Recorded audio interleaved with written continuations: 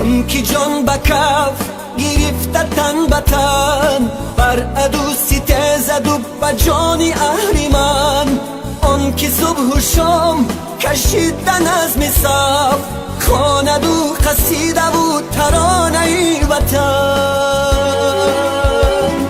کیست سر سپرده وطن؟ من و تویه، آن که دوست دارد این چمن. من و تویه، کی سر سپرده وطن؟ من و تویم، آن که دوست دارد این چمن. من و تویم.